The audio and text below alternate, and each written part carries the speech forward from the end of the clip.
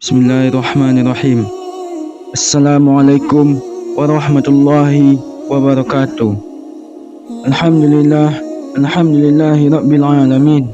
Wassalatu wassalamu ala asrafil anbiya'i wal mursalin wa ala alihi wa ashabihi ajma'in. Asyhadu an la ilaha illallah wa asyhadu anna Muhammadan abduhu wa rasuluh sallallahu alaihi wasallam. La nabiyya ba'da, amma ba'du.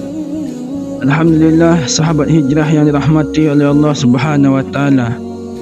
Pada video kali ini kita akan membahas ancaman bagi yang tidak berjemaah selepas mendengar suara azan.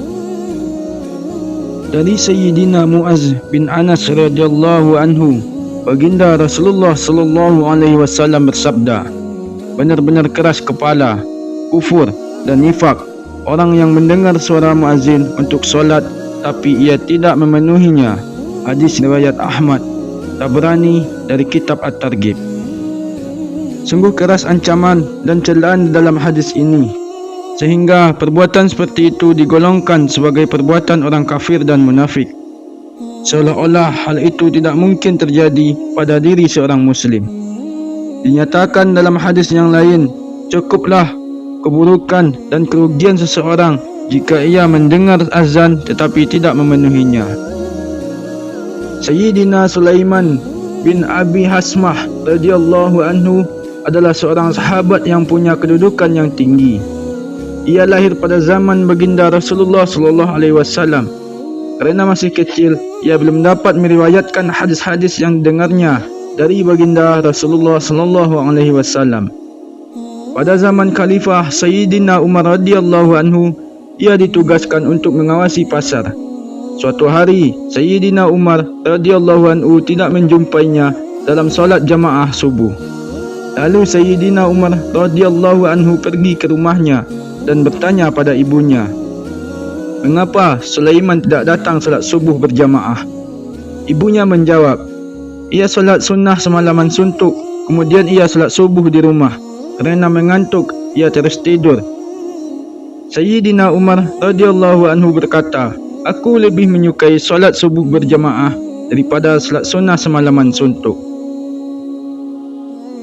Dari Sayyidina Abu Hurairah radhiyallahu anhu, baginda Rasulullah sallallahu alaihi wasallam bersabda, "Sungguh aku ingin menyuruh pemuda-pemuda agar mengumpulkan beberapa ikat kayu bakar untukku, lalu kudatangi orang-orang yang solat di rumah mereka tanpa uzur, dan kubakar rumah-rumah mereka sedangkan mereka di dalamnya." Hadis riwayat Muslim, Abu Dawud, Ibnu Majah, Tirmizi dari kitab At-Targhib. Baginda Rasulullah sallallahu alaihi wasallam amat menyayangi umatnya, sehingga beliau tidak tega melihat umatnya ditimpa kesulitan sekecil apapun. Namun demikian, betapa marahnya beliau kepada mereka yang mengerjakan solat fardu di rumah tanpa uzur, sampai beliau menyatakan berkeinginan membakar rumah mereka sebagai ancaman.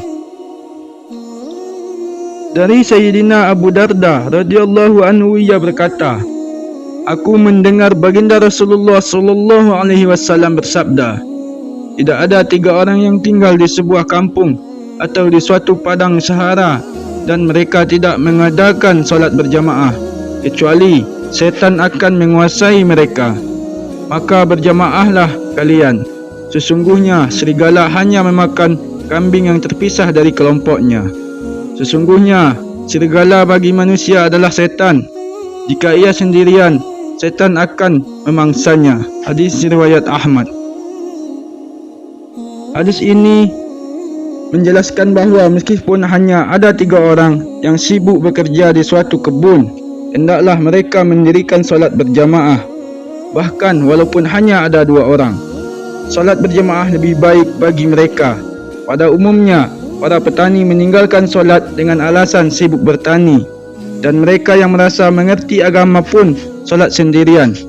Padahal jika para petani itu berkumpul di suatu tempat, mereka tentu dapat menyelenggarakan jamaah besar dan menghasilkan pahala lebih besar.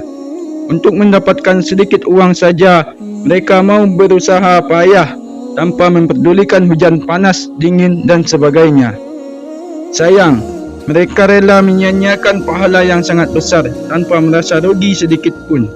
Jika mereka solat berjamaah di tengah padang, pahalanya akan jauh lebih besar. Disebutkan dalam hadis bahawa pahalanya mencapai 50 kali lipat solat. Dinyatakan dalam sebuah hadis bahawa seorang pengembala kambing, baik di gunung maupun di tengah padang, yang mengumandangkan azan dan mendirikan solat, Allah Subhanahu wa taala sangat menyukainya, dan Allah Subhanahu wa taala membanggakan mereka di hadapan para malaikat. Lihatlah hambaku yang menyerukan azan lalu ia mendirikan solat. Ini semua kerana rasa takutnya kepadaku. Sungguh aku telah mengampuninya dan aku memutuskan untuk masukkannya ke dalam surga. Dari kitab Mishkat. Alhamdulillah, sahabat hijrah yang dirahmati oleh Allah Subhanahu wa taala. Itulah ancaman bagi yang tidak berjamaah selepas mendengar suara azan. Apa yang telah kita dengar dan dapat kita sampaikan kepada saudara muslim kita sehingga dapat menjadi amal jariah untuk kita semuanya. Wabillahi taufiq wal hidayah. Wassalamualaikum warahmatullahi wabarakatuh.